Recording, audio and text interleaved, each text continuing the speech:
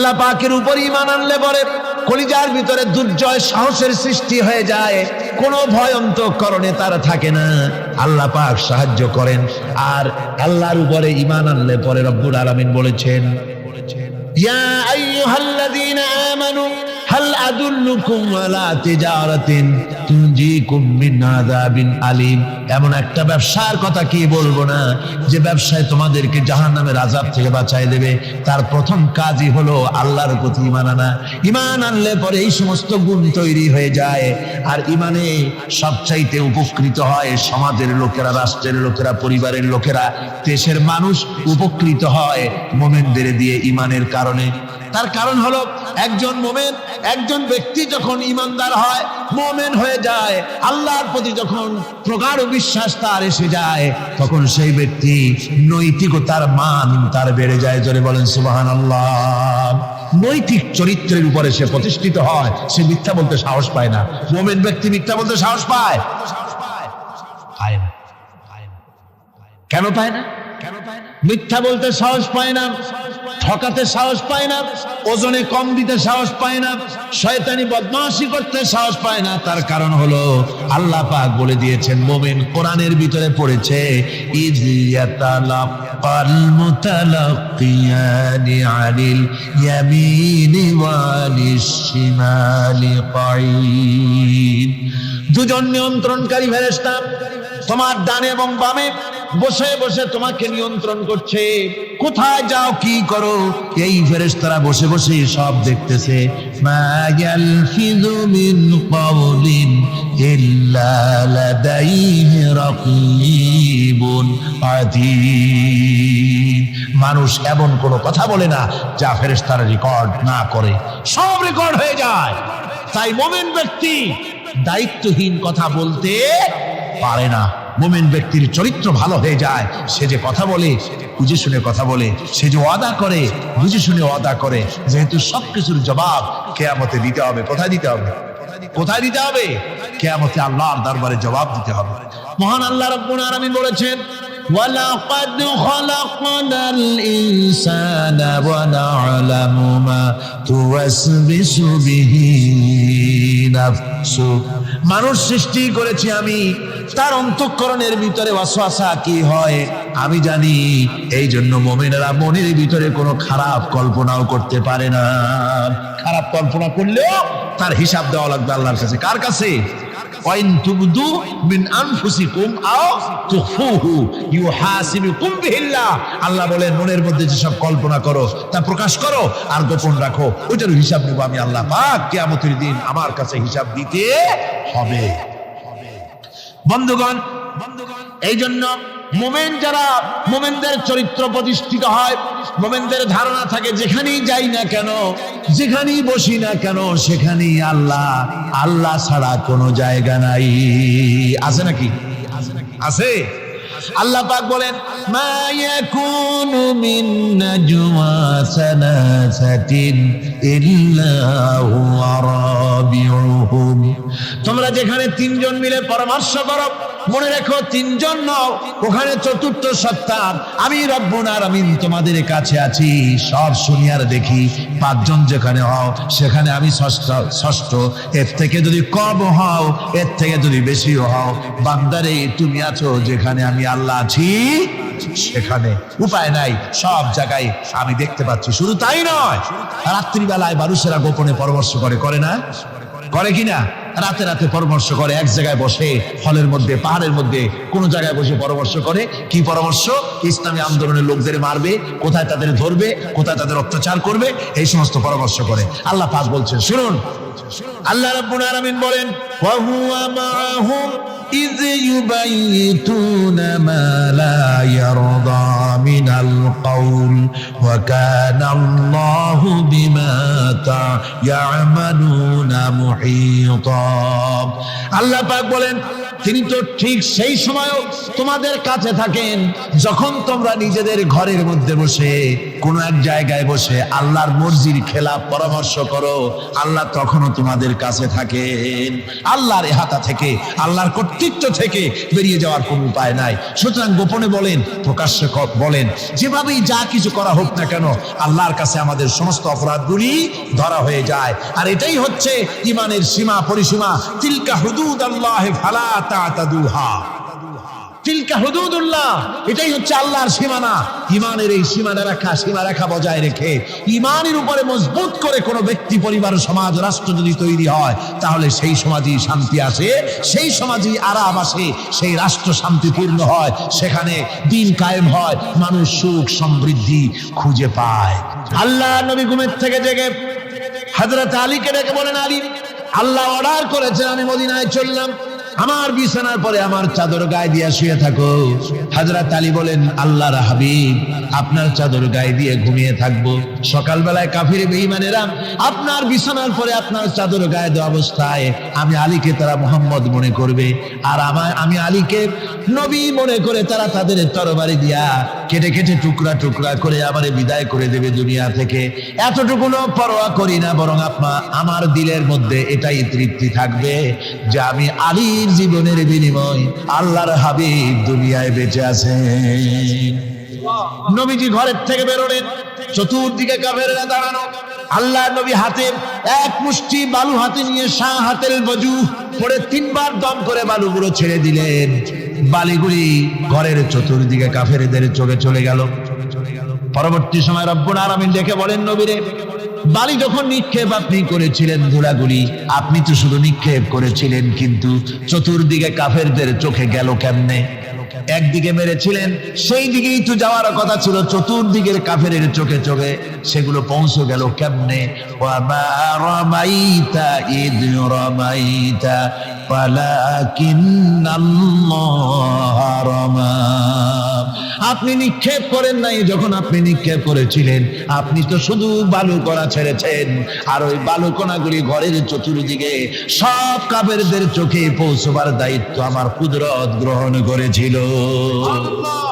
আমার ভাইয়েরা, নবীজি বিপদে, এতগুলি শত্রু তরবারি নিয়ে তিনি বিপদে ধৈর্য হারা হন নাই। আস্তে করে ঘরের থেকে বেরিয়ে হযরত আবু বকরের বাড়িতে গিয়ে হাজির। দরজায় গিয়ে আওয়াজ দিলেন, আবু বকর। অমনি দরজা খুলে গেল। লাব্বাইক ওয়া সাদাইক। হুজুর বলেন, আবু বকর রে, একটা ডাকে কেমনে সাড়া দিলে? তুমি কি ঘুমাইছিলে না? হযরত আবু বকর বলেন, হুজুর, আপনি বলেছেন আমাকে নিয়ে হিজরত করবেন, আমি মনে মনে চিন্তা করেছি, না জানি কত রাত্রে নবীজি আসেন, উঠতে যদি আমার দেরি হয়ে যায়, নবীজি যদি দরজার কাছে দাঁড়ায় দাঁড়ায় আমারে ডাকাডাকি করে, আর আমি যদি ঘুমায় থাকি, তাহলে আল্লাহর নবীর সঙ্গে বেয়াদবি হয়ে যাবে। এই মনে করে বিছানায় না ঘুমাইয়া আপনার গলার আওয়াজ শোনার জন্য এই দরজার সঙ্গে পিঠ লাগাইয়া লাগাইয়া দাঁড়াইয়া ঘুমাচ্ছিলাম। আল্লাহর নবী হযরত আবু বকরকে সঙ্গে করে নিয়ে চললেন মদিনার দিকে। উল্টা পথে রওনা করলেন। বারবার কাবা শরীফের দিকে তাকাতে লাগলেন। বুখারী শরীফে এসেছে, নবীজি বারবার কাবার দিকে তাকিয়ে বলতেছেন, রে কাবা, বড় আশা ছিল তোর কাছে থাকবো, তোর খেদমত করব, কিন্তু তোর নিষ্ঠুর সন্তানেরা তোর কাছে আমারে থাকতে দিল না রে। আল্লাহ নবী মিসফালা দিয়ে জাবালে কেদোয়ার উপর দিয়ে চলে গেলেন জাবালে সুরে। গুহার কাছে যখন গিয়েছেন, হযরত রক্ত হয়ে গেল। হযরত আবু বকর রাদিয়াল্লাহু তাআলা আনহু বলছেন, হুজুর, আর উপায় নাই, দিন হয়ে গেল, এখন বুঝি ধরা পড়ে যাব। ওই গুহার মধ্যে গিয়ে আশ্রয় নেই। তবে আপনি দাঁড়ান, গুহার ভিতরেই পাহাড়িয়া গুহা, বিচ্ছু থাকতে পারে, সাপ থাকতে পারে, আমি আগে ঢুকি। যদি কোনো হিংস্র প্রাণী থাকে আমার উপর দিয়ে আঘাত হয়ে যাক, আল্লাহর নবী হেফাজতে থাকুন। হযরত আবু বকর রাদিয়াল্লাহু তাআলা আনহু গুহার ভিতরে নামলেন। নেমে গুহা সাফ করে হুজুরকে ডাকলেন, হুজুর তাশরীফ ফরমালেন গুহার মধ্যে। হুজুর বলেন, আবু বকর হেঁটে হেঁটে কষ্ট হয়ে গেছে, তুমি বসো, তোমার উরুর উপরে মাথা রেখে আমি একটু ঘুমায়ে যাই। আল্লাহর হাবিব ঘুমায় গেলেন। হযরত আবু বকর লক্ষ্য করে দেখেন চতুর্দিকে অনেকগুলি গর্ত দেখা যায়। এই গর্ত থেকে সাপ আসতে পারে, বিচ্ছু আসতে পারে মনে করে নিজের গায়ের চাদর ছিঁড়ে ছিঁড়ে গর্তগুলি বন্ধ করা শুরু করে দিলেন। কয়েকটা গর্ত বন্ধ করার মতো চাদর আর নাই, পাও দিয়ে চেপে ধরলেন। এক পাহাড়িয়া বিষধর সাপ বেরোবার জন্য চেষ্টা করে বেরোবার পথ খুঁজে নেই পেয়ে হযরত আবু বকরের পায়ের উপরে দংশন করেছে। বিষের যন্ত্রণায় হযরত আবু বকরের চোখ থেকে পানি দরদর করে পড়ছে। রাসূলুল্লাহর ঘুম ভেঙে গেল। আল্লাহর নবী তাকে বলেন, আবু বকর চোখে পানি কেন? বাড়ির কথা বুঝি মনে পড়ে গেছে? হযরত আবু বকর বলেন, ইয়া রাসূলুল্লাহ, আল্লাহর নামে কসম করে বলি, যেই দিন আমি ঈমান এনেছি ওই দিন থেকে আমার মা বাপ, আমার কোলে আমার সন্তান, আমার স্ত্রী, আমার জায়গা জমি ঘর বাড়ি, এমনকি আমার নিজের আত্মার চাইতে হুজুর আপনারে ভালোবাসি বেশি। তাহলে কাঁদো কেন? হযরত আবু বকর বলেন, হুজুর বাড়ির জন্য কাঁদি না, ছেলেপেলের জন্য কাঁদি না, সাপে দংশন করেছে, যন্ত্রণায় কাঁদতেছি। আল্লাহ নবী সঙ্গে সঙ্গে মুখ থেকে থুতু বার করে যন্ত্রণার জায়গায় লাগাই দিলেন। সঙ্গে সঙ্গে যন্ত্রণা বন্ধ হয়ে গেল। হুজুর বললেন, আবু বকর প্রথম যখন তোমার এই আঘাত করেছিল সাপে, আমাকে কেন তাড়াতাড়ি বলো নাই? এতক্ষণ তো তোমার কষ্ট হতো না। হযরত আবু বকর বলেন, ইয়া রাসূলুল্লাহ, ওটা তো সাপে কাটার যন্ত্রণা, ওই যন্ত্রণায় আমার রক্ত জ্বলতেছে, যন্ত্রণায় যন্ত্রণায় আমার কলেজাটা যদি ফেটেও যেত। আল্লাহর হাবিব আরাম ফরমাচ্ছিলেন, আমি তাকে আরামে বিঘ্ন ঘটাতে পারতাম না। আমার ভাইয়েরা, হযরতে আবু বকর হযরতে রাসূল দুজন বসে আছেন। এমনি সময় কাফের বেঈমানেরা খুঁজতে খুঁজতে জায়গা মতো এসে গেছে। একজনে বলে ভিতরে আছে, আর একজনে বলে নাই। পায়ের যদি থাকবে তাহলে মাকড়সায় জাল বুনালো কি করে, পাখি ডিম পেড়ে বসে আছে কি করে, তাদের সন্দেহ হতে লাগলো। এর মধ্যে না একজন বলে আছে আর একজন বলে নাই। হযরত আবু বকর ভয়ের চোটে কেঁদে ফেলেছেন, হুজুর আর উপায় নাই। এই যে অবস্থা, এই অবস্থার ভিতরে, এই অবস্থার ভেতরেও আল্লাহ নবী এতটুকু ঘাবড়ে যান নাই। শত্রুরা তরবারি নিয়ে এসেছে, সুযোগ পেলি একটু তাকালি দেখতে পাবে, তুলে মেরে ফেলে দেবে। আল্লাহর হাবিব মোটেই ধৈর্য হারালেন না, এতটুকু হতাশ হলেন না। আল্লাহ পাকের হাবিব তার সাথীকে কি বললেন? তখন কোরআনে কারীম সূরা তাওবার মধ্যে আল্লাহ তা উদ্ধৃত করেছেন মুমিনদের জন্য, ইযহুমা ফিল গার ইয ইয়াকুলু লিসাহিবিহি লা তাহজান ইন্নাল্লাহা মা'ানা। ও আমার সাথী, ও বন্ধু, ভয় করো না, চিন্তা করো না, আমরা মাইনরিটি নই, আমরাই মেজরিটি। তার কারণ আল্লাহ আমাদের সাথে আছেন। সুবহানাল্লাহ, আল্লাহ আমাদের সাথে আছেন। আর বন্ধুগণ, কোরআনে কারীমে রব্বুল আলামিন বলেন, فأنزل الله سكينته عليه وأيده بجنود لم تروها। আল্লাহ পাক তার মনের মধ্যে গভীর প্রশান্তি এবং স্বস্তি দান করলেন, আর এমন সৈন্য দিয়ে সাহায্য করলেন যে সৈন্যদেরকে তোমরা দেখতে পাও না। এভাবে করে রব্বুল আলামিন মুমিনদের বিপদে আপদে মুসিবতে সব সময় আল্লাহ পাক মুসলমানদেরকে সাহায্য করেছেন। জোরে বলেন সুবহানাল্লাহ। মুমিনদের সাহায্যকারী আল্লাহ। তাই ইসলামী আন্দোলনের সাথে যারা আছে, যারা কর্মী, যারা নেতা, যারা মুমিন, যারা ঈমানদার, মেঘের মতো প্রচন্ড কালো মেঘ হয়ে চতুর্দিক থেকে অন্ধকারের মতো সে এসেছে বিপদ। কোন বিপদ না, আল্লাহ পাক সাহায্যকারী। কে সাহায্যকারী? জোরে বলেন, সাহায্যকারী কে? আল্লাহ সুবহানাহু ওয়া তাআলা, তিনি সাহায্য, ভয় নাই। আল্লাহ পাকের উপর ঈমান আনলে পরে কলিজার ভিতরে দুর্জয় সাহসের সৃষ্টি হয়ে যায়, কোনো ভয় অন্তঃকরণে তার থাকে না। আল্লাহ পাক সাহায্য করেন। আর আল্লাহর উপরে ঈমান আনলে পরে রব্বুল আলামিন বলেছেন, ইয়া আইয়ুহাল্লাযীনা আমানু হাল আদুল্লুকুম আলা তিজারাতিন ইউনজিকুম মিন আযাবিন আলীম। এমন একটা ব্যবসার কথা কি বলবো না যে ব্যবসায় তোমাদেরকে জাহান্নামের আযাব থেকে বাঁচায় দেবে। তার প্রথম কাজই হলো আল্লাহর প্রতি ঈমান আনা। ঈমান আনলে পরে এই সমস্ত গুণ তৈরি হয়ে যায়। আর ঈমানে সবচাইতে উপকৃত হয় সমাজের লোকেরা, রাষ্ট্রের লোকেরা, পরিবারের লোকেরা, দেশের মানুষ উপকৃত হয় মুমিনদের দিয়ে ঈমানের কারণে। তার কারণ হলো একজন মুমিন, একজন ব্যক্তি যখন ঈমানদার হয়, মুমিন হয়ে যায়, আল্লাহর প্রতি যখন প্রগাঢ় বিশ্বাস তার এসে যায়, তখন সেই ব্যক্তি নৈতিকতার মান তার বেড়ে যায়। জোরে বলেন সুবহানাল্লাহ। নৈতিক চরিত্রের উপরে সে প্রতিষ্ঠিত হয়, সে মিথ্যা বলতে সাহস পায় না। মুমিন ব্যক্তি মিথ্যা বলতে সাহস পায়? পায় না। কেন পায় না? মিথ্যা বলতে সাহস পায় না, ঠকাতে সাহস পায় না, ওজনে কম দিতে সাহস পায় না, শয়তানি বদমাশি করতে সাহস পায় না। তার কারণ হলো আল্লাহ পাক বলে দিয়েছেন, মুমিন কোরআনের ভিতরে পড়েছে, ইয ইয়াতালাক্কাল মুতালাক্কিয়ানি আনিল ইয়ামিনি ওয়ালিশ শিমালি কাঈদ। দুজন নিয়ন্ত্রণকারী ফেরেশতা তোমার ডানে এবং বামে বসে বসে তোমাকে নিয়ন্ত্রণ করছে। কোথায় যাও, কি করো, এই ফেরেশতারা বসে বসে সব দেখতেছে। মা ইয়ালফিযু মিন কাওলিন ইল্লা লাদাইহি রাকীবুন আতীদ। মানুষ এমন কোনো কথা বলে না যা ফেরেশতারা রেকর্ড না করে, সব রেকর্ড হয়ে যায়। তাই মুমিন ব্যক্তি দায়িত্বহীন কথা বলতে পারে না।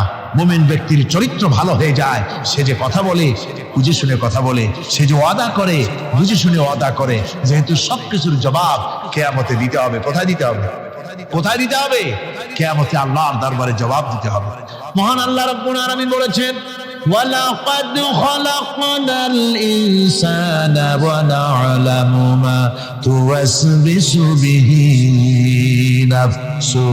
মানুষ সৃষ্টি করেছি আমি, তার অন্তঃকরণের ভিতরে ওয়াসওয়াসা কি হয় আমি জানি। এই জন্য মুমিনেরা মনের ভিতরে কোনো খারাপ কল্পনাও করতে পারে না। খারাপ কল্পনা করলেও তার হিসাব দেওয়া লাগবে আল্লাহর কাছে। কার কাছে? ওয়াইন তুবদু মিন আনফুসিকুম আও তুখফুহু ইউহাসিবুকুম বিহিল্লাহ। আল্লাহ বলেন, মনের মধ্যে যেসব কল্পনা করো তা প্রকাশ করো আর গোপন রাখো, ওইটার হিসাব নেব আমি আল্লাহ পাক। কিয়ামতের দিন আমার কাছে হিসাব দিতে হবে। বন্ধুগণ, এই জন্য মুমিন যারা, মুমিনদের চরিত্র প্রতিষ্ঠিত হয়, মুমিনদের ধারণা থাকে যেখানেই যাই না কেন, যেখানেই বসি না কেন, সেখানেই আল্লাহ, আল্লাহ ছাড়া কোনো জায়গা নাই। আছে নাকি? আছে।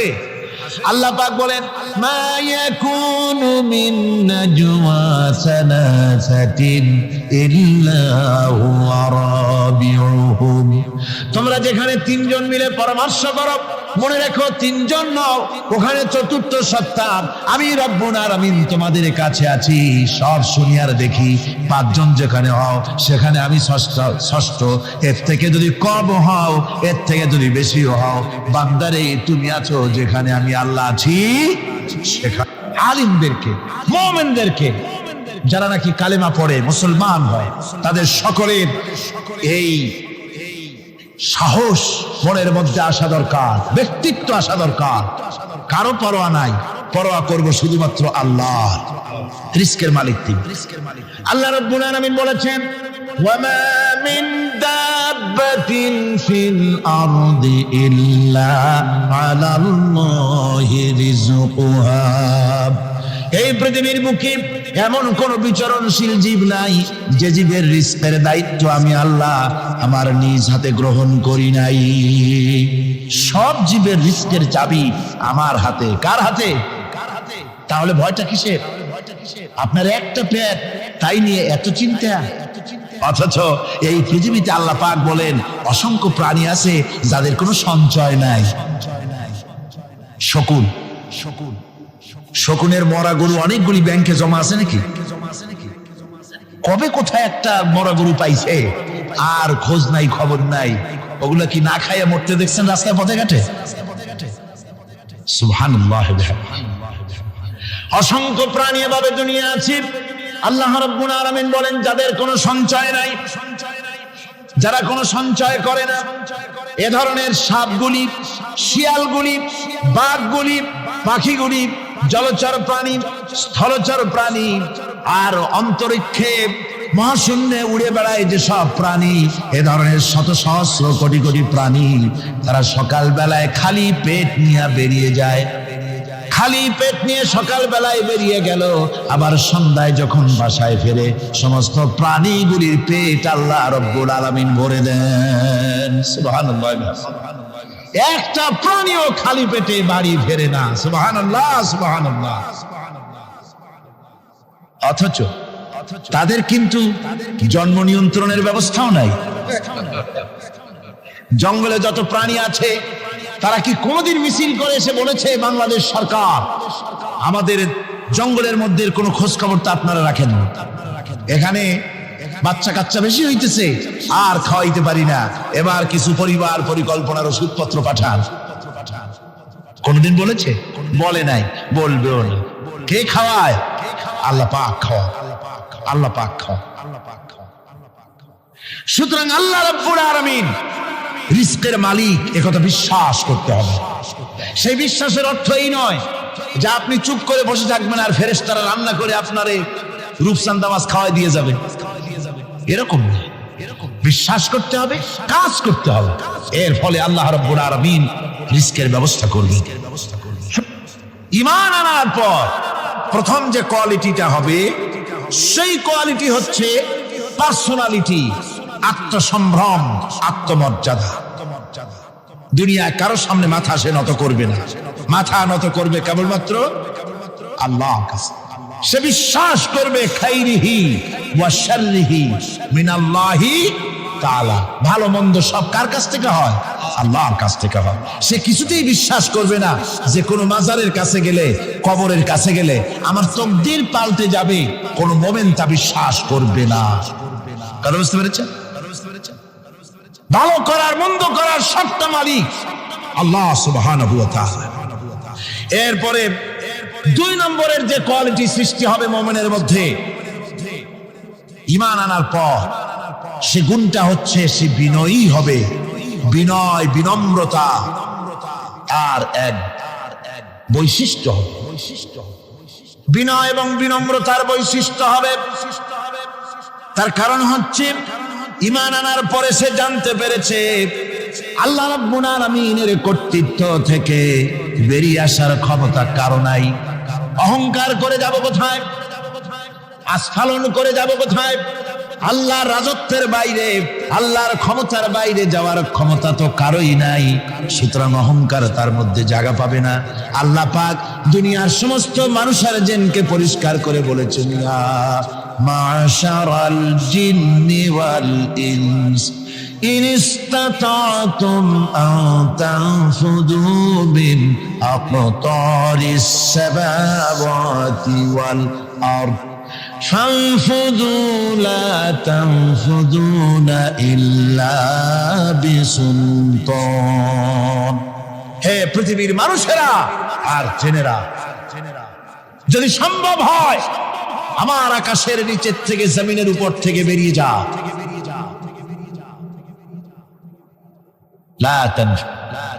বেরিয়ে যেতে পারবে না। আমি আকাশ এবং জমিন থেকে যদি সম্ভব করতে পারো বেরিয়ে যা। আর যদি কোনো আকাশ থাকে তার নিচে যা, আর যদি কোনো জমিন থাকে তার উপরে যাও। এমন দেশ যদি পাও যেখানে আমার আলো ছাড়া কোনো আলো আছে, আমার বাতাস ছাড়া কোনো বাতাস আছে, আমার চাঁদ সূর্য ছাড়া কোনো চাঁদ সূর্য আছে, যাও সেখানে। আল্লাহ রাব্বুল আলামিন বলেন নাই এরকম যাওয়ার কোনো উপায় নাই। আমি আল্লাহ রাব্বুল আলামিন আকাশ আর জমিন দিয়ে প্যাকেট করে রেখেছি, আটকায় রেখেছি। আমার রাজত্ব থেকে, আমার ক্ষমতা থেকে, আমার কর্তৃত্ব থেকে বেরিয়ে যাওয়ার ক্ষমতা কোনো মানুষের নাই, কোনো জিনের নাই, কোনো প্রাণীর নাই। সুবহানাল্লাহ। মানুষ হচ্ছে অহংকার কিসের হবে? তোমরা হচ্ছে ফকির। আল্লাহ পাক বলছেন ওয়াল্লাহুল গনিয়্যু ওয়া আনতুমুল ফুকারা। আল্লাহ হচ্ছেন গনি। আল্লাহ কি? গনি, বেনিয়াজ, বেপরোয়া। ফাআলুল লিমা ইউরিদ, যা খুশি তাই করে। কারো মুখাপেক্ষী তিনি নন। কোরআনে কারীমে রব্বুল আলামিন বলেছেন, নবী আপনি আমার ব্যাপারে, আমার গুণাবলীর ব্যাপারে বলুন। কুল হুয়াল্লাহু আহাদ, পড়েন সবাই। কুল হুয়াল্লাহু আহাদ আল্লাহুস সামাদ লাম ইয়ালিদ ওয়া লাম ইউলাদ ওয়া লাম ইয়াকুল লাহু কুফুয়ান আহাদ। আল্লাহ পাক বলেন, বান্দারে ও আমার নবী আপনি বলুন, আল্লাহ পাক এক এবং একক, তিনি নিরঙ্কুশ, তিনি বেনিয়াস, তিনি কারো মুখাপেক্ষী নন, তিনি কাউকে জন্ম দেন নাই, তাকেও কেউ জন্ম দেয়নি। আকাশ এবং জমিনে আল্লাহর সমকক্ষ কেউ নাই। তোমরা হচ্ছ ফকির আর আমি আল্লাহ হচ্ছে বেনিয়াস। লিল্লাহি মা ফিস সামাওয়াতি ওয়া মা ফিল আরদ, আকাশে যা আছে জমিনে যা আছে সব আল্লাহ, সব কার? আল্লাহ পাকের। সুতরাং কিসের অহংকার, কিসের মাতবাড়ি? মানুষ পেছনের কথা ভুলে যায়, মোটেই চিন্তা করে না একটু আগে যারা ক্ষমতায় ছিল আজকে তারা ক্ষমতা হারা, আজকে যারা ক্ষমতায় এলো তারা আবার ক্ষমতা মস্তদে বসে দুনিয়ার সব বিপদ আপদ ভুলে যায়।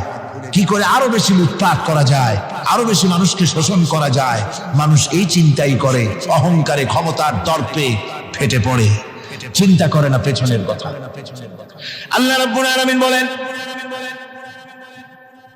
যারা নাকি মুমিন বান্দাদের বিনয় এবং বিনম্রতা তাদের মধ্যে সৃষ্টি হয়ে যাবে, তার কারণ হলো আল্লাহ পাক বলেছেন, ওয়ালা তামশি ফিল আরদি মারহান ইন্নাকা লান তাখরিকাল আরদা ওয়া লান তাবলুগাল জিবালা তুলা। ওয়ালা তামশি ফিল আরদি মারহান, আমার জমিনের উপরে অহংকার করে পা ফেলো না। তুমি কি পারবে অহংকার করে আমার জমিনটাকে বাটাই দিতে? কি বলেন, পারা যাবে? অহংকার করে জমিনের উপরে লাথি মারেন জোরে, জমিন ফাটবে? ফাটবে না, আপনার পা ছিঁড়ে যাবে। আপনি কি পারবেন অহংকার করে পাহাড়ের উচ্চতা লাফ দিয়ে ছাড়াই যেতে পারবেন? তাও পারবেন। সুতরাং আল্লাহ পাকের উপরে ঈমান আনলে পরে তাদের মাথা এভাবে নত হয়ে যায়, অহংকার তাদের মধ্যে জায়গা পায় না। অহংকার কিসের? কিসের অহংকার তোমার? মানুষ তার জন্মের কথা, কোরআনে কারীম বলে মানুষ কি তার জন্মের কথা স্মরণ করে না? তোমার তো এমন অবস্থা ছিল, দুনিয়ায় উল্লেখযোগ্য বিষয়বস্তু হিসাবে তুমি পরিগণিত ছিলে না। তুমি হচ্ছ, তোমার জন্মের উৎস কথা হচ্ছে এক ফোঁটা নাপাক পানি, এমন নাপাক পানি যা শরীর থেকে নির্গত হলে পরে গোসল করা ওয়াজিব হয়ে যায়, এমন এক ফোঁটা নাপাক পানি যার জন্মের উৎস, তার আবার অহংকার কিসের? পৃথিবীতে অহংকার যারাই করলো আল্লাহ পাক তাদেরকে ভালো করে দেখায় দিলেন। নমরুদকে দেখায়ছেন, ফেরাউনকে দেখায়ছেন, যুগের ছোট ছোট নমরুদ ফেরাউন যেখানে যেখানে খুদে খুদে ফেরাউন হয়েছে আল্লাহ সকলকেই দেখিয়ে দিয়েছেন, দেন নাই? দেখিয়ে দিয়েছেন। সুতরাং মাথা নিচু করে চলতে হবে, বিদ্যার বড়াই করা চলবে না। কত লেখাপড়া করেছো তুমি? এমএ পাস করেছো, তাতে কি হয়েছে? সবে মাত্র বর্ণবোধ পড়েছো, জ্ঞানের রাজ্যে পা ঢুকিয়েছো, এখনো কিছু শেখনি। টাইটেল পাস করেছো তো কি হয়েছে? কদ্দুর শিখেছো? নিউটনের মতো মানুষ মৃত্যুর সময় বললেন, জ্ঞান সমুদ্রের বেলাভূমিতে দাঁড়িয়ে সামান্য বালু কণা নিয়ে নাড়াচাড়া করলাম, অথই সমুদ্রের কিছুই দেখতে পারলাম না। শেখ সাদি রহমতুল্লাহ আলাইহি ইন্তেকালের সময় বলেছেন, মালুম শোধ কি হিচ মালুম না শোধ, সারা জীবন সাধনা করে বুঝিলাম ইহা যে কিছুই বুঝিলাম না। এগুলি হচ্ছে জ্ঞানীদের কথা। আর কোন রকম ইউনিভার্সিটির বারান্দা দিয়ে 3-4 দিন হাঁটছে, কয় যে সব বুঝি। কি বুঝছো? There is no God. স্রষ্টা বলতে কেউ নেই। পাগল কি আর গাছে ধরে মিয়া? সুতরাং বিদ্যার বড়াই চলবে না, স্বাস্থ্যের বড়াই চলবে না, অর্থের বড়াই চলবে না। অর্থের বড়াই করবে, কত অর্থ তোমার হয়েছে? আল্লাহ যদি ইচ্ছে করেন ব্রেনের মধ্যে, মগজের মধ্যে এমন টিউমার করে দিবেন, মগজের মধ্যে এমন ক্যান্সার করে দেবেন, হার্টের ভিতরে এমন ক্যান্সার লাগায় দিবেন, 14 গোষ্ঠী বিক্রি করলে ঔষধের পয়সা হবে না। পারবে কিনা আল্লাহ কর, জোরে বলবেন পারবেন কিনা? এমন বহুত অসুখ আছে ডাক্তাররা বোঝেই না ঔষধ দেবে কি। হযরত ইউনূস আলাইহিস সালাম মাছে তারে গিলে ফেলে দিল, হতাশায় তিনি হার্ট ফেল করেন নাই। মাছের পেটের মধ্যে যদি কেউ চলে যায়, বেরিয়ে যাওয়ার জন্য কোনো ব্যাক ডোর আছে নাকি? কোন পালাবার কোন রাস্তা আছে? মাছের পেটের জানালা দরজা আছে কিছু? কিছুই নেই। তিনি হতাশ হলেন না, মাছের পেটের ভেতরে বসে হযরত ইউনূস আলাইহিস সালাম বুক ভরা আশা নিয়ে আল্লাহর দরবারে তিনি ঘোষণা করলেন, লা ইলাহা ইল্লা আনতা সুবহানাকা ইন্নী কুনতু মিনাজ জালিমিন। পড়েন না সবাই, লা ইলাহা ইল্লা আনতা সুবহানাকা ইন্নী কুনতু মিনাজ জালিমিন। হযরত ইউনূস আলাইহিস সালাম বললেন, আল্লাহ তুমি ছাড়া কোনো ইলাহ নাই, তোমার পবিত্রতা ঘোষণা করছি, আমি জালিমদের অন্তর্ভুক্ত হয়ে গেছি। তিনি যখন চিল্লাচ্ছিলেন, মাছের পেটের ভিতরে বসে যখন কাতরুক্তি করতেছিলেন, আল্লাহ বুঝি তখন শোনেন নাই সে কথা? কি বলেন? আল্লাহ বুঝি তখন তন্দ্রায় বা নিদ্রায় ছিলেন না? আল্লাহ পাক কি ঘুমান? তন্দ্রায় যান? লা তাখুযুহু সিনাতুন ওয়ালা নাওম। আল্লাহ রাব্বুল আলামিন বলেন, কোন তন্দ্রা বা নিদ্রা আল্লাহ রাব্বুল আলামিনকে স্পর্শ করে না। হযরত ইউনূস আলাইহিস সালাম যখন মাছের পেটের ভিতরে বসে চিৎকার মারলেন, আল্লাহ পাক বলেন, ইউনূস রে, তোমার ওই ডাক কেউ শোনে নাই, দুনিয়ার কোন রাজা বাদশাহ শোনে নাই, দুনিয়ার কোন বন্ধু বান্ধব তোমারও শোনে নাই, কিন্তু আমি তোমার আরশের মালিক, আমি রব্বুল আলামিন শুনেছি। শুধু শুনি নাই, সঙ্গে সঙ্গে জবাব দিয়ে দিয়েছি। ফাস্তাজাবনা লাহু ওয়া নাজ্জাইনাহু মিনাল গাম্মি। পড়েন, ফাস্তাজাবনা লাহু ওয়া নাজ্জাইনাহু মিনাল গাম্মি ওয়া কাযালিকা নুজিল মুমিনিন। আল্লাহ পাক বলেন, আমি জবাব দিলাম। মাছের পেটের ভিতরে বেদনা শুরু হয়ে গেল, মাছ আর তলদেশে শুয়ে থাকতে পারলো না, সাঁতরাতে পারলো না, মাছ ভেসে উঠল উপরে। পেটের যন্ত্রণায় মাছ কিনারায় চলে এসে বমি করে দিতে পারলে যেন বাঁচি, এই অবস্থা মাছের হলো। কিনারায় চলে এলো, বমি করে ইউনূস আলাইহিস সালামকে ফেলে দিল, মাছও বাঁচলো, ইউনূস আলাইহিস সালামও বাঁচলো। আল্লাহ রাব্বুল আলামিন বলেন, মুমিনেরা শোনো, শুধু ইউনূসকে নয়, ওয়া কাযালিকা নুজিল মুমিনিন। এইভাবে করে মুমিন বান্দারা যদি আমাকে ডাকি, আমার কাছে যদি হাত ফাইলায়, আমি আল্লাহ রাব্বুল আলামিন মুমিনদের এভাবে বিপদ মুক্ত করে দেই। আল্লাহ পাক বিপদ মুক্ত করে দেন। ওয়া মান ইয়াত্তাকিল্লাহা ইয়াজআল লাহু মাখরাজা। আল্লাহকে যে ভয় করে, আল্লাহ তার জন্য রাস্তা খুলে দেন। জোরে কোন সুবহানাল্লাহ। দেখেন, ইউসুফ আলাইহিস সালাম, জুলাইখা তাকে আটকায় ফেলেছে ঘরের মধ্যে, তালা দেওয়া, খিল দেওয়া, সিটকানি মারা, পালাবার পথ নাই, চতুর্দিকে উলঙ্গ নগ্ন চিত্র। আর এই সুন্দরী যুবতী নারী জুলাইখা তার প্রেম নিবেদন করেছে হযরত ইউসুফের কাছে। যৌবনে ভরা, টকবগে যৌবনের যুবক হযরত ইউসুফ আলাইহিস সালাম, সৌন্দর্যের পিরামিড, বাঁচার কোনো পথ নাই জুলাইখার কুপ্রবৃত্তি চরিতার্থ করে দেওয়া ছাড়া।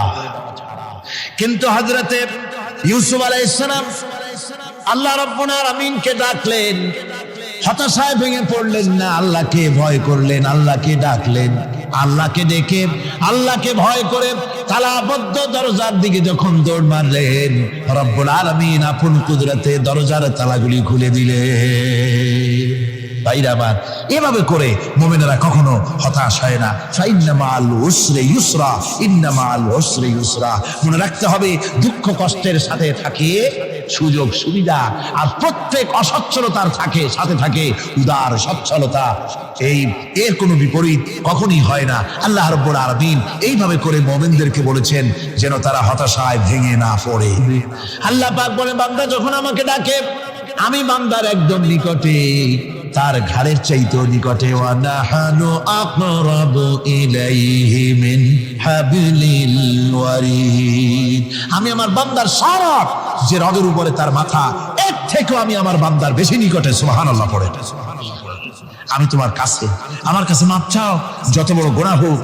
ওয়া ক্বালা রাব্বুকুম উদউনি আস্তাজিব লাকুম। তোমার প্রভু তোমাকে ডেকে বলেছে আমাকে ডাকো, আমি মাফ করে দেব। সুবহানাল্লাহ। কত বড় কথা, আমাকে ডাকো, নিরাশ হয়েও না, হতাশ হয়েও না। আল্লাহর গজব বেশি না রহমত বেশি? আল্লাহর রহমত বেশি। হাদিসে কুদসির ভিতরে এসেছে, আল্লাহ পাক বলেছেন, কোন বান্দা যদি আমার দিকে এক বিগত অগ্রসর হয়, আমার রহমত তার দিকে এক হাত এগিয়ে যায়। কোন বান্দা যদি আমার দিকে হেঁটে আসে, আমার রহমত তার দিকে দৌড়ে যায়। বান্দা যখন আল্লাহর দরবারে দুহাত উঁচু করে চোখের পানি ফেলে দেয়, মুসলিম শরীফের হাদিসের ভিতরে এসেছে, গভীর রাতের তৃতীয় অংশে আল্লাহ রাব্বুল আলামিন প্রথম আকাশে আসেন আর ডেকে বলেন, পৃথিবীতে আছো নাকি কেউ গুনাহ করে জীবন বরবাদ করে দিয়েছো, আমার কাছে মাপ চাও। ঋণগ্রস্ত আছো, অসুস্থ আছো, অপমানিত আছো, কে আছো মাজলুম, আমাকে ডাকো, আমার কাছে বলো, আমি ডাকে সাড়া দেব, জীবনের আশা পূরণ করে দেব। ওই সময় যেই সমস্ত লোকেরা কাঁদে তাহাজ্জুদের নামাজ পড়ে, আল্লাহ জিজ্ঞেস করেন ফেরেশতারা, অমুক অমুক দেশ অমুক অমুক বান্দারা কাঁদে কেন? ফেরেশতারা বলে, রব্বুল আলামিন তুমি তো ভালো করে জানো। আল্লাহ বলেন, জানি, তবুও তোমাদের মুখে শুনতে চাই। তারা বলে, রব্বুল আলামিন তোমার এই বান্দা গুনাহ করেছি, গুনার জন্য মাপ চায়, জাহান্নাম থেকে বাঁচতে চায়। আল্লাহ পাক বলেন, ফেরেশতারা আমার এই বান্দারা আমারে দেখেছে নাকি? বলে দেখে নাই। বলে আমার দোজখ দেখেছে নাকি? বলে না, তাও দেখে নাই। আমার বেহেশত দেখেছে নাকি? বলে না, তাও দেখে নাই। আল্লাহ পাক বলেন, ফেরেশতারা সাক্ষী দেখো, ওরা আমাকে দেখে নাই, আমার বেহেশত দোজখ কিছুই দেখে নাই, শুধুমাত্র আমার নবীর কথা, আমার কোরআনের কথা বিশ্বাস করে আরামের ঘুমকে হারাম করে যেভাবে তারা কাঁদতেছে, সাক্ষী থেকে যাও ফেরেশতারা, আমার রহমতের দরিয়ায় জোশ মেরেছে, আমার ওই ক্রন্দনরত বান্দাগুলিকে আমি আল্লাহ মাফ করে দিলাম। সুতরাং মুমিন বান্দা যারা, আল্লাহর মুমিন বান্দা যারা, এই ইমানের কোয়ালিটি, এটাও হতাশায় নিরাশায় ভেঙে পড়বে না। গুনাহ তো মানুষই করে, গুনাহ হয়ে গেছে, মাফ চাও। তোমার গুনাহ কদ্দুর? তোমার গুনাহ যদি হয় পাহাড় সমান, আল্লাহর রহমত আকাশ সমান। জাহান্নামের কঠিন শাস্তি থেকে বাঁচতে হলে আল্লাহর প্রতি ঈমান আনতে হবে। আর ঈমান আনলে যে কোয়ালিটিগুলি হওয়া উচিত, সেগুলি আমি আপনাদের সামনে আলোচনা করছি। এরপর আরেকটি কোয়ালিটি হবে মুমিনের, তা হলো কঠোর কঠিন বিপদে অবিচল থাকবে, বিপদে ভেঙে পড়বে না। বিপদ আপদ, শত্রুতা, ক্ষয় ক্ষতি যা কিছু হয় সবই আল্লাহর পক্ষ থেকে, এটা মেনে নিতে হবে এবং ধৈর্য ধারণ করতে হবে। বিপদ মুসিবত শুধু উম্মতের জন্য নয়, দুনিয়ার সমস্ত নবীদের বিপদ এসেছে, হয় নাই? নবীদের বিপদ আসে নাই? কোরআনে কারীম থেকে শুনুন, আল্লাহ রাব্বুল আলামিন বলেন, وَكَذَلِكَ جَعَلْنَا لِكُلِّ نَبِيٍّ عَدُوًّا مِنَ الْمُجْرِمِينَ। আল্লাহ পাক বলেন, এমনি করে আমি সকল নবীদের শত্রু বানিয়ে দিয়েছি সব পাপিষ্ঠ আর অপরাধ প্রবণ লোকদেরকে। প্রত্যেক যুগে নবীদের শত্রু ছিল, প্রত্যেক যুগে নবীদের কি ছিল? শত্রু ছিল। সে শত্রু কারা ছিল? আল্লাহ পাক বলছেন, নবীদের শত্রু ছিল পাপিষ্ঠ আর অপরাধ প্রবণ লোক, এরাই ছিল নবীদের দুশমন। রাসূলগণের অবস্থা যদি এই হয়, তাহলে তার উম্মত, ওই দিনের ধারক বাহক যারা, তাদের বুঝি বিপদ আপদ হবে না নাকি? হবে কিনা? তো ইসলামের বিরোধিতা যারা করে, কোরআনের পরিভাষায় বলা হয়েছে ইসলামের দুশমন, নবীদের দুশমন। দুনিয়ার সব পাপিষ্ঠ আর অপরাধ প্রবণ লোকেরাই ইসলামের দুশমন হয়, নবীদের দুশমন হয়। আজও দেখেন, আজও তাকিয়ে দেখেন, ইসলামী আন্দোলনের বিরোধিতা যারা করে তারা পাপিষ্ঠ চরিত্রের কিনা, তাকায় দেখেন, খুঁজে দেখেন সর্বত্র। খুঁজে দেখুন, খুঁজে দেখুন যারা ইসলামী আন্দোলনের বিরোধিতা করে, যারা ইসলামকে মিটিয়ে দেওয়ার চেষ্টা করতেছে, যারা ইসলামকে মৌলবাদ বলে, ইসলামকে সাম্প্রদায়িক বলে, কোরআনে কারীমের কথা কত স্পষ্ট যে নবীদের দুশমন হয়, ইসলামের দুশমন হয় মুজরিম লোকেরা, অপরাধ প্রবণ আর পাপিষ্ঠ লোকেরা। আজও আমরা দেখতে পাই এই শ্রেণীর লোকেরা পাপিষ্ঠ এবং সবচাইতে সমাজের নিকৃষ্ট ধরনের চরিত্রহীন লোক। নামাজ নাই। আপনি খুঁজে দেখেন ইসলামী আন্দোলনের বিরোধিতা যারা করছে, যারা নেতৃত্ব দিচ্ছে, নামাজ নাই, রোজা নাই, চরিত্র নাই, হজ নাই, যাকাত নাই, মদ, জুয়া, জেনা, ব্যভিচার ইত্যাদিতে লিপ্ত। চেহারা দেখলে ছেলেপেলেরা 2 গ্লাস পানি খায় ভরসে। কথা ঠিক কিনা কর? এই হলো অবস্থা। মারে কেন? মুমিনদেরকে, পয়গম্বরদেরকে, সাহাবীদেরকে এবং ঈমানদারদেরকে মারে কেন? তার কারণ হচ্ছে আল্লাহ রাব্বুল আলামিন বলেছেন, ওয়া মা নাকামু মিনহুম ইল্লা আইয়ুমিনু বিল্লাহিল আজিজিল হামিদ। কাফিররা ইমানদার লোকদেরকে অন্য কোন অপরাধী নির্যাতন চালায় না, নির্যাতন চালায় শুধু এই কারণে যেহেতু মুমিন লোকেরা পরাক্রমশালী, আল্লাহ রাব্বুল আলামিনের দ্বীনকে কায়েম করতে চায়, তার উপরে ঈমান এনেছে, এই কারণেই তারা মারে। ঠিক কিনা কর? যুগে যুগে নবীদের উপরে, সাহাবীদের উপরে যে অত্যাচার হয়েছে, সেই অত্যাচার এই কারণেই হয়েছে, অন্য কোনো কারণে নয়। এই কঠিন বিপদে অবিচলতা এবং ধৈর্যের দৃষ্টান্ত নবীগণ পেশ করেছেন পৃথিবীর বুকে। আমরা দেখেছি ইব্রাহিম আলাইহিস সালামকে আগুনে ফেলানো হয়েছে, আছে না কোরআন শরীফে? আমি কিন্তু গল্প করতেছি না, সব কোরআনের কথা। কিসের কথা? ইব্রাহিম আলাইহিস সালামকে আগুনে ফেলানো হচ্ছে। অপরাধ কি? অপরাধ হচ্ছে হযরত ইব্রাহিম আলাইহিস সালাম দাওয়াত দিয়েছেন, লা ইলাহা ইল্লাল্লাহ। জোরে পড়েন, লা ইলাহা ইল্লাল্লাহ, লা ইলাহা, লা ইলাহা ইল্লাল্লাহ মুহাম্মাদুর রাসূলুল্লাহ। হযরত ইব্রাহিম আলাইহিস সালাম দ্বীনের দাওয়াত দিয়েছেন, এক আল্লাহর দাওয়াত দিয়েছেন, ঈমানের দাওয়াত দিয়েছেন। আর কোন অপরাধ ছিল না। নমরুদ সহ্য করতে পারলো না। কোরআনে কারীমের মধ্যে সব কথাগুলি আল্লাহ পাক এই জন্য বিধৃত করেছেন, এই জন্য কোরআনে কারীমের মধ্যে সব কথা উঠায় দিয়েছেন, যাতে করে মুমিনেরা বিপদ আসলে পরে যেন ঘাবড়ে না যায়। ইব্রাহিম আলাইহিস সালামকে আগুনে ফেলানো হচ্ছে।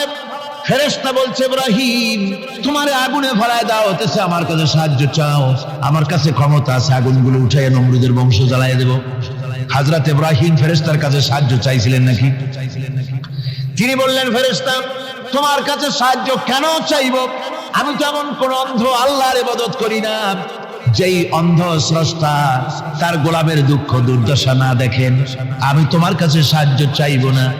হযরত ইব্রাহিম আলাইহিস সালাম পাস করলেন। কি বলেন, পাস করছেন না? ঈমানের পরীক্ষায় পাস।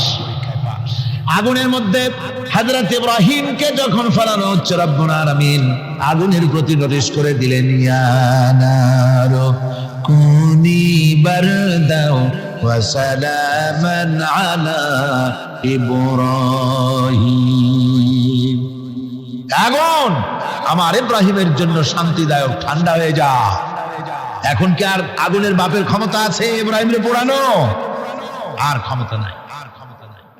আমার বন্ধুগণ, ইব্রাহিম আগুনের ভিতরে আরামে বসে আছেন, আর ওদিকে নমরুদ বসে বসে দেখতেছে দূর থেকে।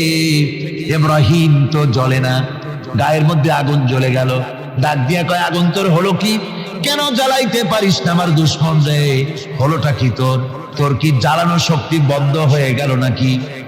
আগুনের ভিতর থেকে জবাব এলো, নমরুদ রে, আমার ভিতরে জ্বালানো শক্তি আছে কি নাই যদি প্রমাণ করতে চাও, টেস্ট করতে চাও, তুই নিজে আয়, তোরে শুদ্ধ তামাম দুনিয়া জ্বালাই দিতে পারি, ইব্রাহিমের এক গাছা পশম জ্বালাই দিতে পারি না। তার কারণ হচ্ছে আমি হচ্ছি মাখলুক, আল্লাহ হচ্ছেন খালিক। আল্লাহ আমাকে বলেছেন না জ্বালাতে, তুমি 1000 বার বললেও আমি ইব্রাহিমকে জ্বালাইতে পারবো না।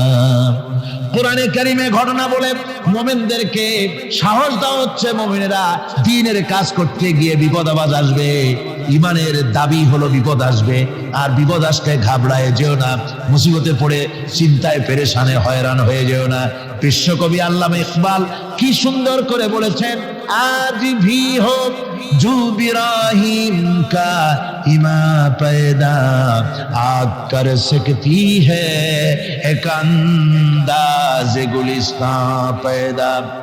ইব্রাহিমের ইমান যদি আজিও কোথাও হয় বিদ্যমান, করতে পারেন অগ্নিকুণ্ডে খুবসুরত এক গুলিস্তান। আজও যদি আগুনের ভিতরে কোন নমরুদ কোন ইব্রাহিমকে যদি ফেলে দেয়, আল্লাহ রাব্বুল আলামিন আজও আগুনকে ফুলের বাগান বানায়া দিবেন। সুবহানাল্লাহ। ভয় পাওয়ার কারণ নাই, চিন্তা করার কোনো কারণ নাই।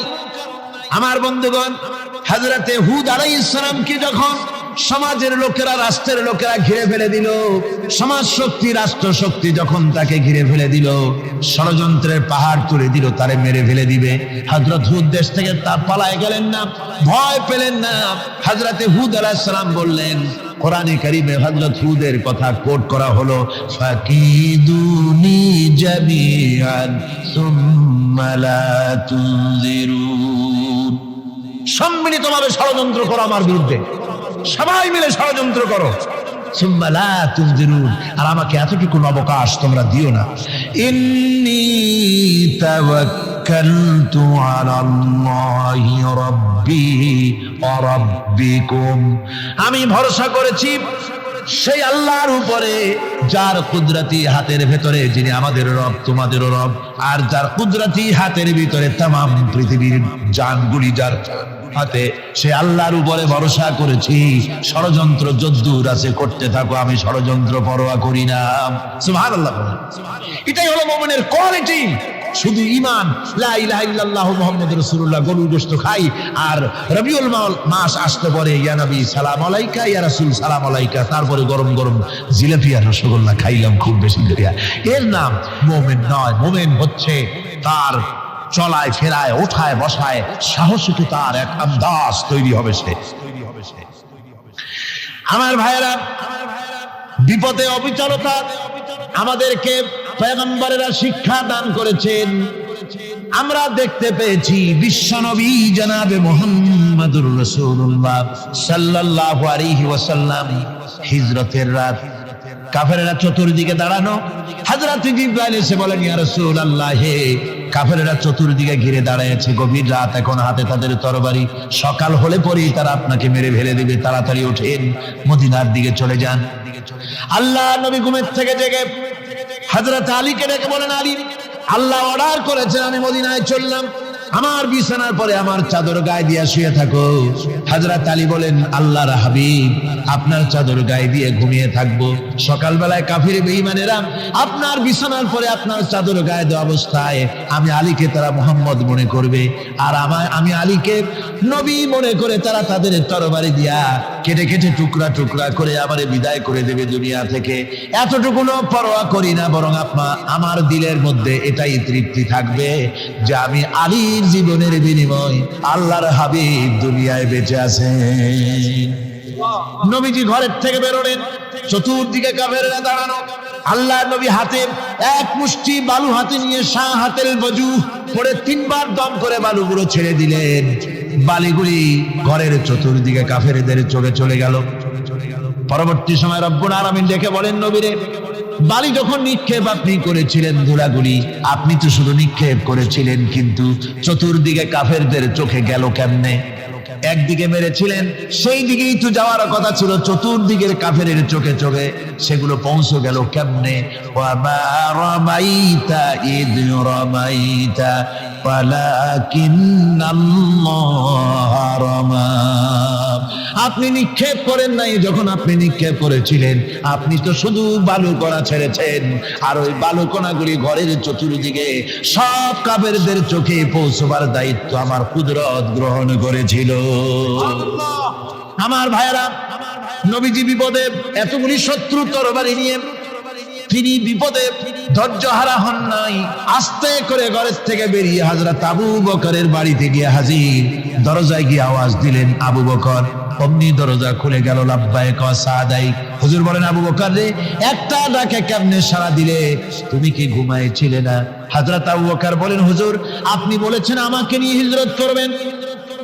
আমি মনে মনে চিন্তা করেছি, না জানি কত রাত্রে নবীজি আসেন, উঠতে যদি আমার দেরি হয়ে যায়, নবীজি যদি দরজার কাছে দাঁড়ায় দাঁড়ায় আমারে ডাকাডাকি করে, আর আমি যদি ঘুমায় থাকি, তাহলে আল্লাহর নবীর সঙ্গে বেয়াদবি হয়ে যাবে। এই মনে করে বিছানায় না ঘুমাইয়া আপনার গলার আওয়াজ শোনার জন্য এই দরজার সঙ্গে পিঠ লাগাইয়া লাগাইয়া দাঁড়াইয়া ঘুমাচ্ছিলাম। আল্লাহর নবী হযরত আবু বকরকে সঙ্গে করে নিয়ে চললেন মদিনার দিকে। উল্টা পথে রওনা করলেন। বারবার কাবা শরীফের দিকে তাকাতে লাগলেন।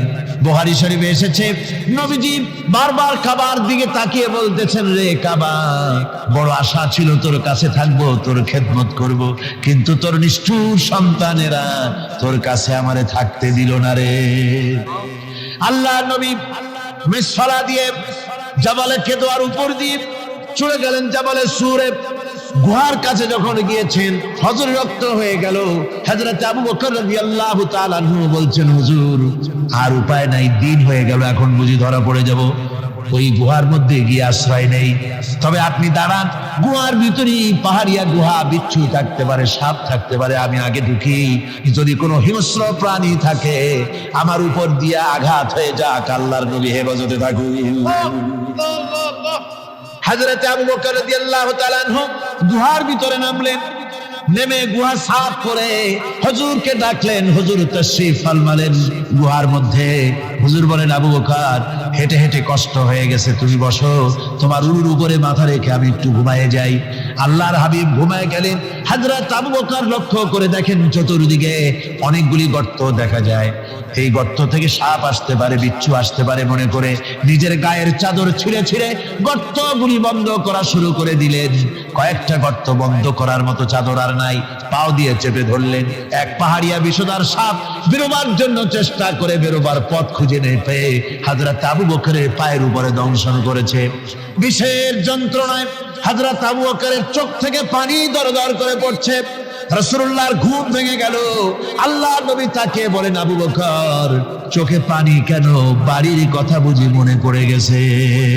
হযরত আবু বকর বলেন, ইয়া রাসূলুল্লাহ, আল্লাহর নামে কসম করে বলি, যেই দিন আমি ঈমান এনেছি ওই দিন থেকে আমার মা বাপ, আমার কোলে আমার সন্তান, আমার স্ত্রী, আমার জায়গা জমি ঘর বাড়ি, এমনকি আমার নিজের আত্মার চাইতে হুজুর আপনারে ভালোবাসি বেশি। তাহলে কাঁদো কেন? হযরত আবু বকর বলেন, হুজুর বাড়ির জন্য কাঁদি না, ছেলে পেলের জন্য কাঁদি না, সাপে দংশন করেছে, যন্ত্রণায় কাঁদতেছি। আল্লাহ নবী সঙ্গে সঙ্গে মুখ থেকে থুতু বার করে যন্ত্রণার জায়গায় লাগাই দিলেন। সঙ্গে সঙ্গে যন্ত্রণা বন্ধ হয়ে গেল। হুজুর বললেন, আবু বকর প্রথম যখন তোমার এই আঘাত করেছিল সাপে, আমাকে কেন তাড়াতাড়ি বলো নাই? এতক্ষণ তো তোমার কষ্ট হতো না। হযরত আবু বকর বলেন, ইয়া রাসূলুল্লাহ, ওটা তো সাপে কাটার যন্ত্রণা, ওই যন্ত্রণায় আমার রক্ত জ্বলতেছে, যন্ত্রণায় যন্ত্রণায় আমার কলেজাটা যদি ফেটেও যেত। আল্লাহর হাবিব আরাম ফরমাচ্ছিলেন, আমি তাকে আরামে বিঘ্ন ঘটাতে পারতাম না। আমার ভাইয়েরা, হযরত আবু বকর হযরত রাসূল দুজন বসে আছেন। এমনি সময় কাফের বেঈমানেরা খুঁজতে খুঁজতে জায়গা মতো এসে গেছে। একজনে বলে ভিতরে আছে, আর একজনে বলে নাই। পায়ের যদি থাকবে তাহলে মাকড়সায় জাল বুনালো কি করে, পাখি ডিম পেড়ে বসে আছে কি করে, তাদের সন্দেহ হতে লাগলো। এর মধ্যে না একজন বলে আছে আর একজন বলে নাই। হযরত আবু বকর ভয়ের চোটে কেঁদে ফেলেছেন, হুজুর আর উপায় নাই। এই যে অবস্থা, এই অবস্থার ভিতরে, এই অবস্থার ভেতরেও আল্লাহ নবী এতটুকু ঘাবড়ে যান নাই। শত্রুরা তরবারি নিয়ে এসেছে, সুযোগ পেলেই একটু তাকালি দেখতে পাবে, তুলে মেরে ফেলে দেবে। আল্লাহর হাবিব মোটেই ধৈর্য হারালেন না, এতটুকু হতাশ হলেন না।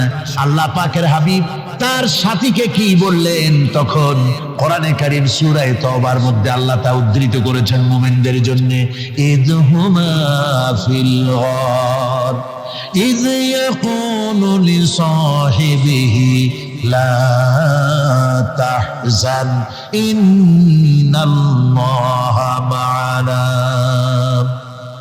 ও আমার সাথী, ও বন্ধু, ভয় করো না, চিন্তা করো না, আমরা মাইনরিটি নই, আমরাই মেজরিটি। তার কারণ আল্লাহ আমাদের সাথে আছেন। সুবহানাল্লাহ, আল্লাহ আমাদের সাথে আছেন। আর বন্ধুগণ, কোরআনে কারীমে রব্বুল আলামিন বলেন, فأنزل الله سكينته عليه وأيده بجنود لم تروها।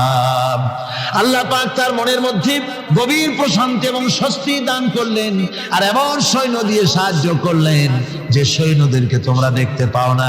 এভাবে করে রব্বুল আলামিন মুমিনদের বিপদে আপদে মুসিবতে সব সময় আল্লাহ পাক মুসলমানদেরকে সাহায্য করেছেন। জোরে বলেন সুবহানাল্লাহ। মুমিনদের সাহায্যকারী আল্লাহ। তাই ইসলামী আন্দোলনের সাথে যারা আছে, যারা কর্মী, যারা নেতা, যারা মুমিন, যারা ঈমানদার, মেঘের মতো প্রচন্ড কালো মেঘ হয়ে চতুর্দিক থেকে অন্ধকারের মতো সে এসেছে বিপদ। কোন বিপদ না, আল্লাহ পাক সাহায্যকারী। কে সাহায্যকারী? জোরে বলেন, সাহায্যকারী কে? আল্লাহ সুবহানাহু ওয়া তাআলা। তিনি সাহায্য, ভয় নাই। আল্লাহ পাকের উপর ঈমান আনলে পরে কলিজার ভিতরে দুর্জয় সাহসের সৃষ্টি হয়ে যায়। কোনো ভয় অন্তঃকরণে তারা থাকে না। আল্লাহ পাক সাহায্য করেন। আর আল্লাহর উপরে ঈমান আনলে পরে রব্বুল আলামিন বলেছেন, ইয়া আইয়ুহাল্লাযীনা আমানু হাল আদুল্লুকুম আলা তিজারাতিন তুনজিকুম মিন আযাবিন আলীম। এমন একটা ব্যবসার কথা কি বলবো না, যে ব্যবসায় তোমাদেরকে জাহান্নামের আযাব থেকে বাঁচায় দেবে। তার প্রথম কাজই হলো আল্লাহর প্রতি ঈমান আনা। ঈমান আনলে পরে এই সমস্ত গুণ তৈরি হয়ে যায়। আর ঈমানে সবচাইতে উপকৃত হয় সমাজের লোকেরা, রাষ্ট্রের লোকেরা, পরিবারের লোকেরা, দেশের মানুষ উপকৃত হয় মুমিনদের দিয়ে ঈমানের কারণে। তার কারণ হলো একজন মুমিন, একজন ব্যক্তি যখন ঈমানদার হয়, মুমিন হয়ে যায়, আল্লাহর প্রতি যখন প্রগাঢ় বিশ্বাস তার এসে যায়, তখন সেই ব্যক্তি নৈতিকতার মান তার বেড়ে যায়। জোরে বলেন সুবহানাল্লাহ। নৈতিক চরিত্রের উপরে সে প্রতিষ্ঠিত হয়। সে মিথ্যা বলতে সাহস পায় না। মুমিন ব্যক্তি মিথ্যা বলতে সাহস পায়? কেন পায় না? মিথ্যা বলতে সাহস পায় না, ঠকাতে সাহস পায় না, ওজনে কম দিতে সাহস পায় না, শয়তানি বদমাশি করতে সাহস পায় না। তার কারণ হলো আল্লাহ পাক বলে দিয়েছেন, মুমিন কোরআনের ভিতরে পড়েছে, ইয ইয়াতালাক্কাল মুতালাক্কিয়ানি আনিল ইয়ামিনি ওয়ালিশ শিমালি কাঈদ। দুজন নিয়ন্ত্রণকারী ফেরেশতা তোমার ডানে এবং বামে বসে বসে তোমাকে নিয়ন্ত্রণ করছে। কোথায় যাও, কি করো, এই ফেরেশতারা বসে বসে সব দেখতেছে। মা ইয়ালফিযু মিন কাওলিন ইল্লা লাদাইহি রাকীবুন আতীদ। মানুষ এমন কোনো কথা বলে না যা ফেরেশতারা রেকর্ড না করে, সব রেকর্ড হয়ে যায়। তাই মুমিন ব্যক্তি দায়িত্বহীন কথা বলতে পারে না। মুমিন ব্যক্তির চরিত্র ভালো হয়ে যায়। সে যে কথা বলে বুঝে শুনে কথা বলে, সে যে ওয়াদা করে বুঝে শুনে ওয়াদা করে। যেহেতু সবকিছুর জবাব কিয়ামতে দিতে হবে। কোথায় দিতে হবে? কোথায় দিতে হবে? কিয়ামতে আল্লাহর দরবারে জবাব দিতে হবে।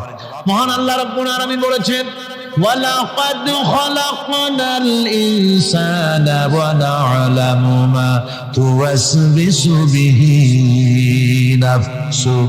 মানুষ সৃষ্টি করেছি আমি, তার অন্তঃকরণের ভিতরে ওয়াসওয়াসা কি হয় আমি জানি।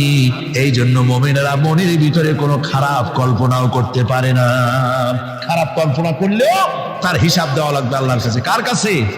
ওয়াইন তুবদু মিন আনফুসিকুম আও তুখফুহু ইউহাসিবুকুম বিহিল্লাহ। আল্লাহ বলেন, মনের মধ্যে যেসব কল্পনা করো তা প্রকাশ করো আর গোপন রাখো, ওইটার হিসাব নেব আমি আল্লাহ পাক। কিয়ামতের দিন আমার কাছে হিসাব দিতে হবে। বন্ধুগণ, এই জন্য মুমিন যারা, মুমিনদের চরিত্র প্রতিষ্ঠিত হয়, মুমিনদের ধারণা থাকে যেখানেই যাই না কেন, যেখানেই বসি না কেন, সেখানেই আল্লাহ, আল্লাহ ছাড়া কোনো জায়গা নাই। আছে নাকি? আছে। আল্লাহ পাক বলেন মা ইয়াকুনু মিন নাজওয়া সালাসাতিন ইল্লা হুয়া রাবিউহুম। তোমরা যেখানে তিনজন মিলে পরামর্শ করো, মনে রেখো তিনজন নও, ওখানে চতুর্থ সত্তা আমি রব্বুল আলামিন তোমাদের কাছে আছি। সব শুনি আর দেখি, পাঁচজন যেখানে হও সেখানে আমি ষষ্ঠ। এর থেকে যদি কম হও, এর থেকে যদি বেশি হও, বান্দারে তুমি আছো যেখানে আমি আল্লাহ আছি সেখানে। উপায় নাই, সব জায়গায় আমি দেখতে পাচ্ছি। শুধু তাই নয়, রাত্রিবেলায় মানুষেরা গোপনে পরামর্শ করে না? করে কিনা? রাতে রাতে পরামর্শ করে, এক জায়গায় বসে, হলের মধ্যে, পাহাড়ের মধ্যে, কোন জায়গায় বসে পরামর্শ করে। কি পরামর্শ? ইসলামী আন্দোলনের লোকদের মারবে, কোথায় তাদের ধরবে, কোথায় তাদের অত্যাচার করবে, এই সমস্ত পরামর্শ করে। আল্লাহ পাক বলছেন, শুনুন, আল্লাহ রাব্বুল আলামিন বলেন ওয়া হুয়া মাআহুম ইয ইউবাইতুনা মা লা ইয়ারদা মিনাল কাউল ওয়া কানা আল্লাহু বিমা তা'মালুনা মুহীতা। আল্লাহ পাক বলেন তিনি তো ঠিক সেই সময়ও তোমাদের কাছে থাকেন যখন তোমরা নিজেদের ঘরের মধ্যে বসে কোন এক জায়গায় বসে আল্লাহর মর্জির খেলাফ পরামর্শ করো। আল্লাহ তখনও তোমাদের কাছে থাকেন। আল্লাহর হাতা থেকে, আল্লাহর কর্তৃত্ব থেকে বেরিয়ে যাওয়ার কোনো উপায় নাই। সুতরাং গোপনে বলেন, প্রকাশ্যে বলেন, যেভাবেই যা কিছু করা হোক না কেন, আল্লাহর কাছে আমাদের সমস্ত অপরাধগুলি ধরা হয়ে যায়। আর এটাই হচ্ছে ঈমানের সীমা পরিসীমা। তিলকা হুদুদাল্লাহ ফালা তা'তাদুহা। তিলকা হুদুদুল্লাহ, এটাই হচ্ছে আল্লাহর সীমানা। ঈমানের এই সীমারেখা বজায় রেখে ঈমানের উপরে মজবুত করে কোনো ব্যক্তি, পরিবার, সমাজ, রাষ্ট্র যদি তৈরি হয়, তাহলে সেই সমাজেই শান্তি আসে, সেই সমাজেই আরাম আসে, সেই রাষ্ট্র শান্তিপূর্ণ হয়, সেখানে দিন কায়েম হয়, মানুষ সুখ সমৃদ্ধি খুঁজে পায়। সুতরাং আমরা আজকে আলোচনা করলাম ঈমানের কোয়ালিটি। কি আলোচনা করলাম? ঈমানের কোয়ালিটি। এই কোয়ালিটি দিয়ে যেন আল্লাহ আমাদেরকে ভরপুর করে দেন। জোরে বলেন আমিন। আরো জোরে বলেন আমিন। ربنا ظلمنا أنفسنا وإن لم تغفر لنا وترحمنا لنكونن من الخاسرين ربنا لا تزغ قلوبنا بعد إذ هديتنا وهب لنا من لدنك رحمة إنك أنت الوهاب ربنا فاغفر لنا ذنوبنا وكفر عنا سيئاتنا وتوفنا مع الأبرار ربنا وآتنا ما وعدتنا على رسلك ولا تخزنا يوم القيامة إنك لا تخلف الميعاد أي الله ربنا العالمين বিশাল এই জনতা নিয়ে তোমার দরবারে হাত তুলেছি রব্বুল আলামিন। কোরআনে কারীমের মাহফিল বড় আশা করে হাত তুলেছি, মেহেরবানি করে আলোচনার সওয়াব রাসূল করিম সাল্লাল্লাহু আলাইহি ওয়াসাল্লামের রূহ মুবারকে পৌঁছায় দাও। तमाम পৃথিবীর মাটির নিচে মুমিন মুমিনাত যারা শুয়ে আছে তাদের রূহের উপরে সওয়াব পৌঁছায় দাও রব্বুল আলামিন। আমাদের মা বাপ যাদের দুনিয়া থেকে বিদায় হয়ে গেছে, কবরগুলিকে জান্নাতের টুকরা বানায়া দাও। রব্বির হামহুমা কামা রব্বায়ানি সগীরা। সবাই পড়েন রব্বির হামহুমা কামা রব্বায়ানি সগীরা। আল্লাহ আমাদের মা বাপ যাদের বেঁচে আছে স্বাস্থ্য ভালো রাখো আল্লাহ, তাদেরকে হায়াতে তাইয়্যিবা দাও, সেহাতে কুল্লিয়া দাও, খাতিমা বিল খাইর করো রব্বুল আলামিন। কোরআনে কারীমের মাহফিলে বড় আশা করে আমরা হাত তুলেছি, আমাদের জিন্দেগির সকল গুনাহ খাতা মাফ করে দাও। আল্লাহ তাআলা জীবনে বহু গুনাহ করেছি, গুনাহ করে করে জীবনটারে নষ্ট করে ফেলেছি। আল্লাহ তুমি দয়া করে মেহেরবানি করে আমাদের জিন্দেগির গুনাহ মাফ করে দাও রব্বুল আলামিন। না বুঝে সওয়াব মনে করে অনেক শিরক বিদআত আমরা করেছি, মনে করেছি ওতে সওয়াব হবে, আমরা বুঝি নাই। আল্লাহ আমাদের ভুল বুঝানো হয়েছে, নিজেরাও ভুল বুঝেছি। এভাবে সওয়াবের নিয়তে শিরক বিদআত আমাদের মধ্য থেকে যা হয়েছে, আল্লাহ দয়া করে তুমি আমাদেরকে ক্ষমা করে দাও। আয় আল্লাহ আমাদেরকে দয়া করে শিরক এবং বিদআত মুক্ত জীবন যাপনের তৌফিক দিয়া দাও রব্বুল আলামিন।